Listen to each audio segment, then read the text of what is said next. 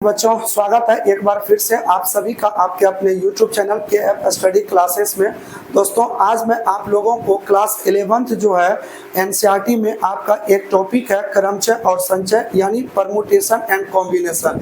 क्या होता है एनपीआर और क्या होता है एनसीआर, इन कॉन्सेप्ट को आज हम लोग इस वीडियो में समझते हैं। और बहुत सारे स्टूडेंट जो 11th में अभी नए गए हैं वो क्या देखते हैं कि जब उल्टा आई को देखते हैं लिखा हुआ तो उनके दिमाग में ये पहला चीज आता है कि आई जो है इन्होंने उल्टा क्यों लिखा है, उनके दिमाग में हलचल मचा देता है। तो आइए इन सारे कॉन्सेप्ट को इस वीडियो में क्लियर करेंगे और एक एक एग्जांपल लेकर के इस फॉर्मूला का यूज भी करेंगे। तो करते हैं आज का सेशन स्टार्ट। चलिए, तो देखिए सबसे पहले दोस्तों अगर हम लोग बात करें इसमें क्रमचय के बारे में बात करें तो क्रमचय क्या होता है इनकी बात करते हैं हम लोग।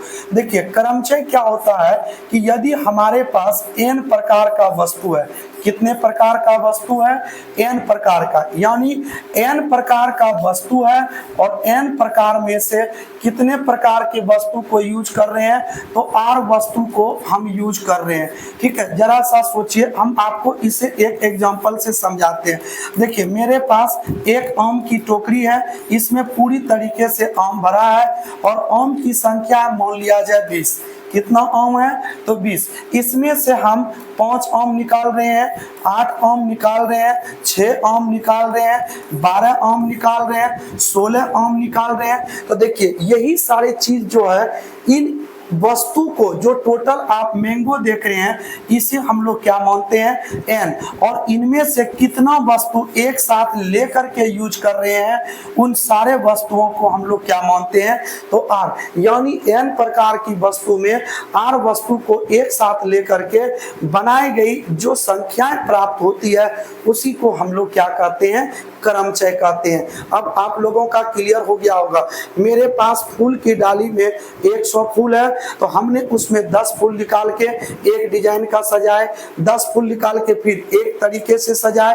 तो यानी जितनी वस्तुएं थी हमारे पास उनमें से जो निकाल के हमने यूज किया वो आपका क्या कहलाएगा क्रमचय कहलाएगा। और इसी चीज को क्रमचय जिसे हम लोग परमुटेशन कहते हैं, इसीलिए इसको क्या लिखते हैं तो पी लिखते हैं। और इसी पी में कितने वस्तुएं हैं और कितने वस्तुएं लेकर के बनाए गए हैं उसको नोटेशन में लिखना है। कैसे तो n प्रकार की वस्तु है और इसमें r वस्तु को लेकर के बनाए हैं तो इसका परमुटेशन जो होगा वो आपका होगा n फैक्टोरियल बटे में क्या हो जाएगा n माइनस क्या तो r फैक्टोरियल। ठीक है, ये आपका फॉर्मूला है, इसको अवश्य आप लोग याद रखिएगा। NPR बराबर n फैक्टोरियल बटे n माइनस r फैक्टोरियल। आइए थोड़ा सा हम इसकी बात कर लेते हैं। ये जो आप देख रहे हो L साइज का, इसे हम लोग क्या कहते हैं फैक्टोरियल। क्या बोलेंगे फैक्टोरियल कहते हैं। हिंदी में इसको संकेतन के नाम से जाना जाता है। और आजकल इनका उपयोग जो है L के रूप में ना हो करके कुछ इस तरीके से उल्टा I के रूप में लिखा जाता है। तो इसका पहले हम आपको एक दो वैल्यू निकालने बता देते हैं जिसके आगे आपको इस तरह का सिंबल मिले, चाहे इस तरीके से लिखिए चाहे आप इनको उल्टा आई बना करके लिख दीजिए यहाँ पीछे, तो दोनों एक ही चीज है। देखिए इसको जब भी लिखना हो इनका तरीका देखिए तो आपको उल्टा नीचे उतरना एक एक करके। तो 2 से कम करिए तो 1 हो जाएगा तो इसका वैल्यू 2 होगा। मान लिया जाए यहाँ 5 है तो 5 फैक्टोरियल का वैल्यू क्या होगा तो 5 से नीचे उतरिए 5 गुने 4 गुने 3 गुने 2 गुने क्या 1। आप इनको गुना करिए 5 और 20 या 60 गुने क्या हो जाएगा तो 120 हो जाएगा। इसी तरीके से अगर मान लिया जाए आपका कितना है तो मान लिया जाए आपका 9 है तो कैसे करिएगा तो 9 गुने 8 गुने 7 गुने 6 गुने 5 गुने 4 गुने 3 गुने 2 गुने क्या 1। आप इनको मल्टीप्लाई करिए, जो गुना करके आएगा वो आपका 9 का क्या निकलेगा फैक्टोरियल निकलेगा। चाहे आप इस ढंग से लिखो चाहे ये आई बना करके उल्टा में लिखिए, तो दोनों को हम लोग क्या बोलते हैं फैक्टोरियल बोलते हैं। तो आइए अगर हम लोग बात करते हैं इसमें, यहाँ मेरे पास है क्या कि मेरे पास n का वैल्यू है कितना 8 है और इनमें से हम एक साथ कितने वस्तुएं निकाल रहे हैं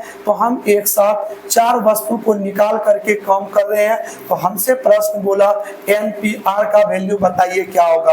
तो हम यहाँ से फॉर्मूला लिखेंगे NPR equal to n factorial बटे क्या, तो n माइनस क्या r। n के जगह पर 8 रखिए और परमुटेशन ऑफ r का वैल्यू कितना है 4। यहाँ हो जाएगा फैक्टोरियल ऑफ 8 बटे में फैक्टोरियल ऑफ 8 माइनस r का वैल्यू देखिए क्या है, तो 4। ऊपर आपको 8 का फैक्टोरियल है, नीचे आप घटाइएगा तो कितना मिलेगा 4। अभी आपने सीखा अगर 8 का फैक्टोरियल लिखना होगा तो उल्टा चलिए पीछे 8 गुने 7 गुने 6 गुना 5 गुने में क्या 4 को आप फैक्टोरियल में रहने दीजिए।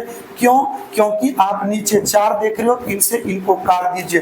तो अब आपका कितना हो गया, तो 6 पंचे 30 या 21 210 गुने कितना, तो 8 8 एकम 8 8 दूनी 16 1680। इस सवाल का सही क्या हो जाएगा, तो आंसर हो जाएगा। तो देखिए यही तरीका है आपका बनाने का क्या, तो परमुटेशन। आप लोगों का ये चीज क्लियर हो गया।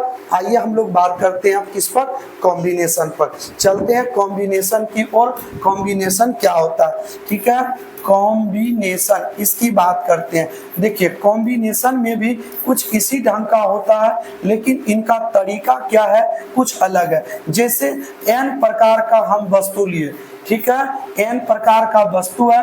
n प्रकार मतलब ये हो गया कि टोटल मेरे पास n वस्तु है, इनमें से एक साथ r वस्तु, एक साथ कितना r वस्तु या सभी वस्तु एक साथ, सभी वस्तु क्या करेंगे एक साथ लेकर के जो बनाया जाता है संख्या, उसी को हम लोग क्या कहते हैं, तो उसी को कॉम्बिनेशन करते हैं। दोनों में देखिए अंतर था, पहले में n में से r लेकर के कम किया गया, लेकिन इसमें क्या कह रहा है n प्रकार की वस्तु में से कितना r वस्तु एक साथ या सभी वस्तुएं एक साथ लेकर के बनाना। तो ये कॉम्बिनेशन है, इसीलिए इसको C से डिनोट करेंगे।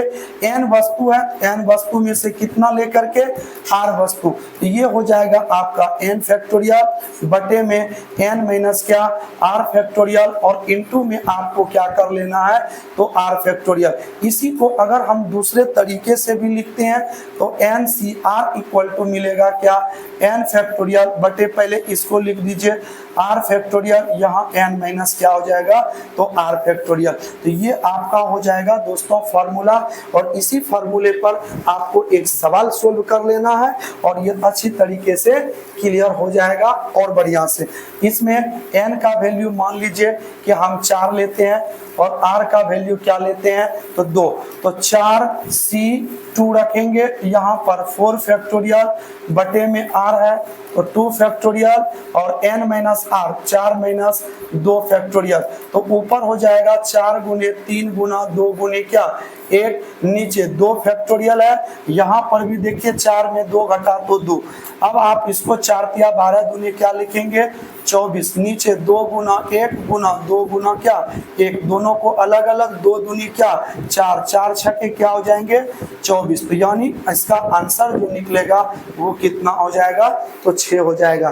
तो देखिए ये था दोस्तों आपका परमुटेशन एंड कॉम्बिनेशन का ये बिल्कुल बेसिक कॉन्सेप्ट है। नेक्स्ट वीडियो में हम आपको क्लास 11 का बुक से कुछ सवाल लेकर के आपको बताएंगे।